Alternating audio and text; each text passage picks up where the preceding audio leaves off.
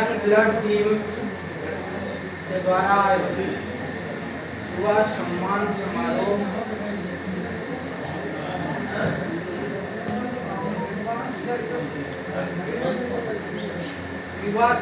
समारोह की अध्यक्षता कर रहे हमारे छोटे भाई ओंकार जी, भाई ओंकार जी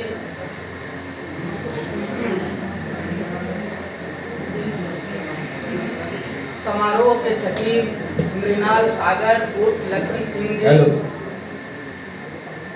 इस सम्मान समारोह में उपस्थित जिला परिषद के उपाध्यक्ष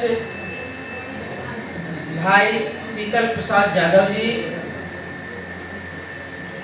यहाँ पे उपस्थित चैम्बर ऑफ कॉमर्स के अध्यक्ष, लगातार हम बहुत दिनों से इनका नाम पेपर में पढ़ते रहते हैं, भाई कौशलेंद्र प्रताप सिंह जी, यहाँ मंचासीन कोली पब्लिक के डायरेक्टर श्रीमती नीलम सिंह जी, यहाँ पे उपस्थित शिक्षाविद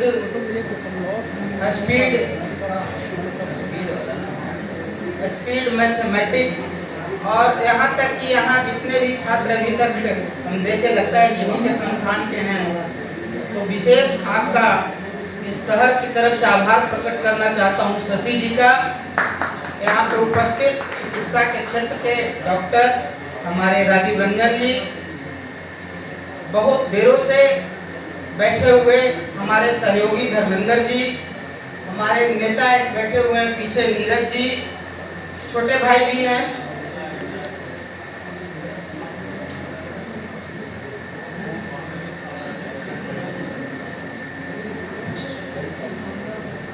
कुछ नाम याद है जिनका मैं बोलता हूं और जिनका याद नहीं है मुझे माफ कर देंगे, क्योंकि यहाँ पे जो सम्मानित किए गए हैं प्रियंका जी, उनका नाम क्या है, लड़कियों का इसलिए लेना था, आकृति जी, आकांक्षा जी और श्वेता पाठक जी,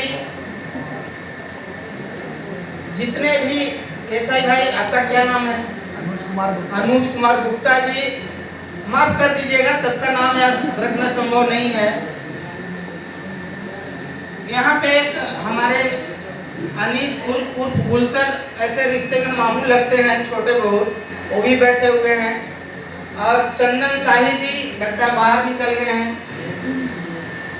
सभी का नाम इसलिए नहीं ले रहे हैं कि नाम लेना जरूरी है, सभी का नाम इसलिए ले रहे हैं क्योंकि इन लोगों ने मिलकर इस शहर में इतने अच्छे कार्यक्रम का आयोजन किया है, इसीलिए मैं इन सबों का आभार प्रकट करना चाहता हूं कि शहर में आप युवाओं को सम्मान दे रहे हैं। सम्मान शब्द क्या है? हम लोग जब पढ़ाई पढ़ते थे, हम लोग भी थोड़ा बहुत पढ़े हैं, ज्यादा तो नहीं पढ़े हैं, ऐसे नेता शब्द जहाँ लग जा रहा है वहाँ लोग समझते हैं कि थोड़ा कम ही होंगे, लेकिन हाँ, हम लोग हम तो कह रहे थे कि शैक्षणिक क्षेत्र से आ गए, सामाजिक क्षेत्र से आ गए, कला के क्षेत्र से आ गए, हम बोले कि आर्थिक क्षेत्र से शीतल प्रसाद यादव को भी दे देते क्योंकि हम तो हमेशा कहते हैं कि यार सच पढ़ाने वाले धीरू भाई अंबानी से ज्यादा अमीर तो है नहीं, बेचारे कॉलेज में सब दिन पढ़ा रहे हैं, लेकिन अमीर तो धीरू भाई अंबानी है, उनसे बेहतर तो कोई नहीं बता सकता है। इसीलिए आपको हम शीतल जी कहेंगे कि आपको भी सर्टिफिकेट यहाँ आर्थिक क्षेत्र का हम लोग दिवा कि कैसे अर्थ बढ़ता है।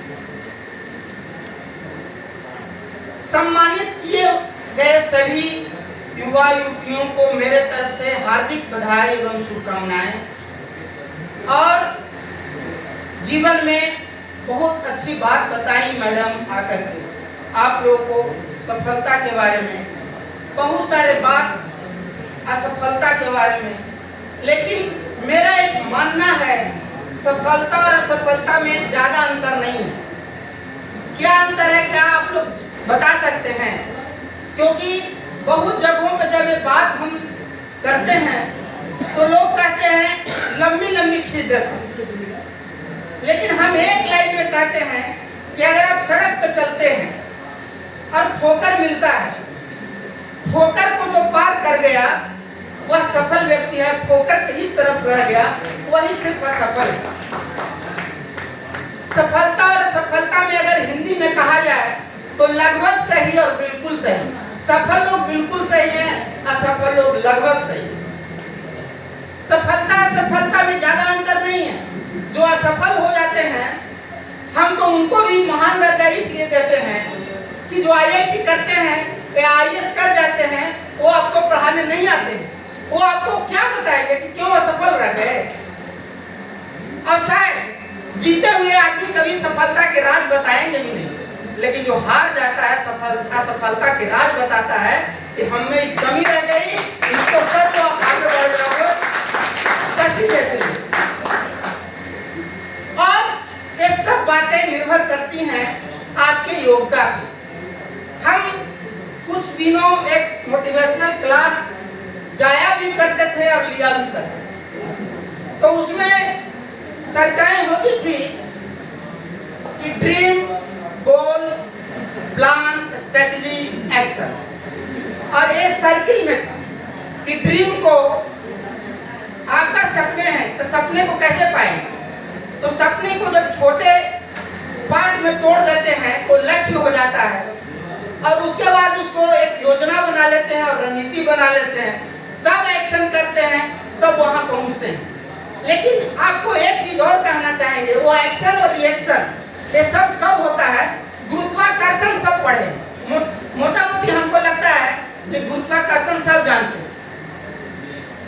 आंखें सबके पास है लेकिन नजर किसी किसी को होता है,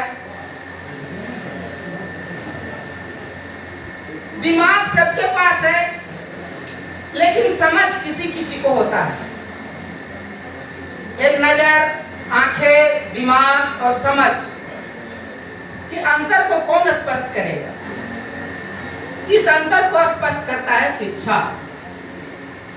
शिक्षा क्या है?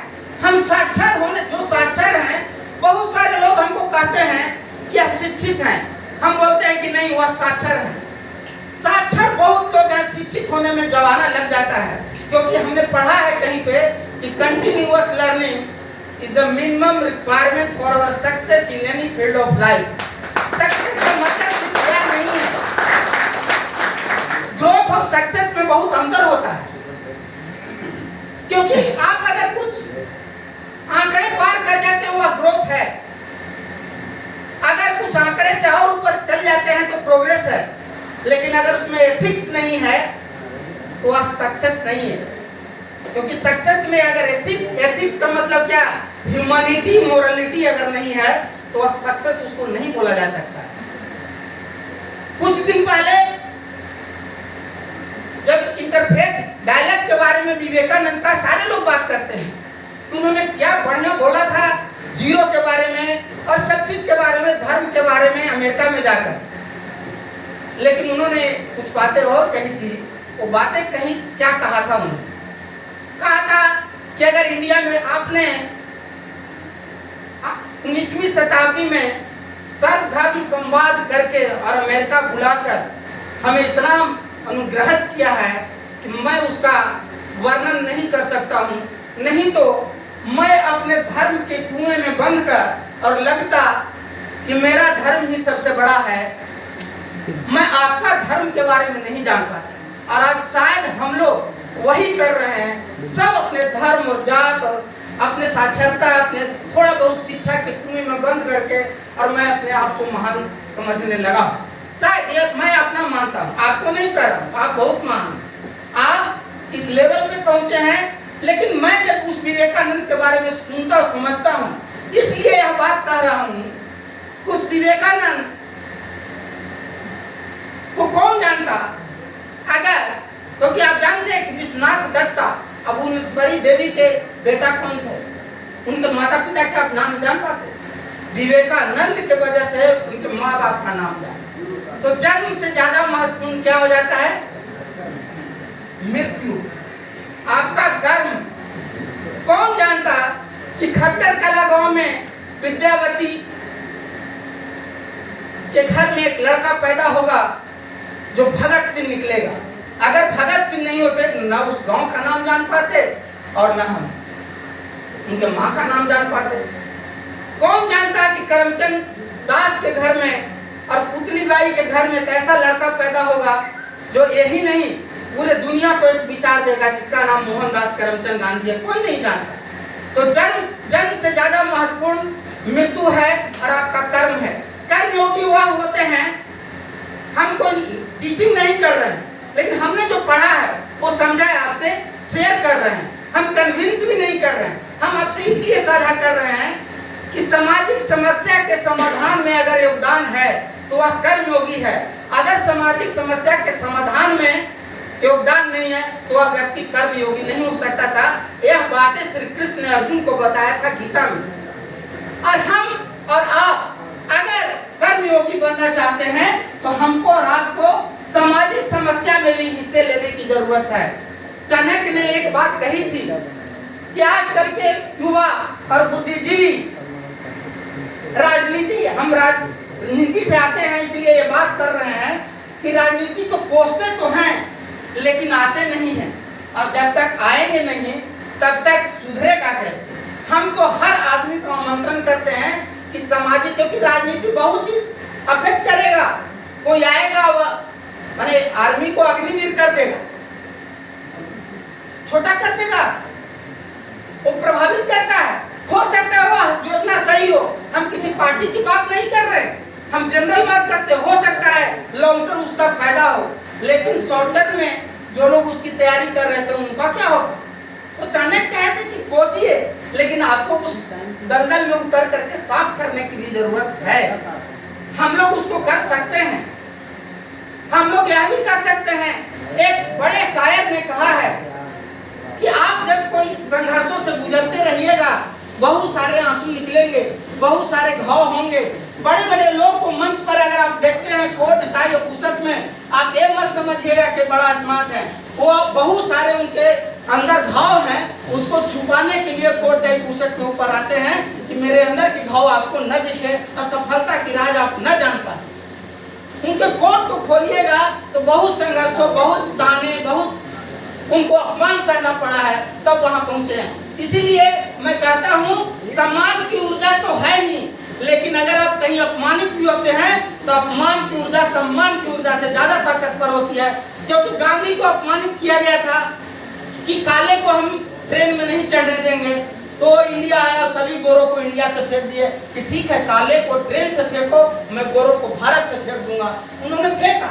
टाटा को अपमानित किया गया था कि लिखा गया था Indian and dogs are not allowed in this hotel. Guide का काम करते थे जमशेदजी नसीबा। अब होटल में 5 स्टार में जैपनीज टूरिस्ट को लेके जा रहे थे, लिखा हुआ था कि कुत्ते और इंडियन यहाँ नहीं आ सकते। टाटा ने स्टील बनाने से पहले 1902 या 4 में होटल ताज बनाया उन्होंने।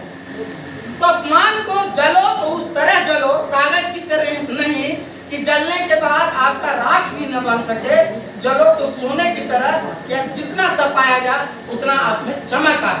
मैं इन्हीं चंद शब्दों के साथ हम कहना यह चाहते हैं कि अगर संघर्ष के रास्ते में आंसू निकल आए तो आंसू निकल आए तो खुद पहुंचिएगा, वरना लोग पहुंचने आएंगे तो आपके आंसुओं का सौदा करेंगे। धन्यवाद। बहुत बहुत धन्यवाद सुमन।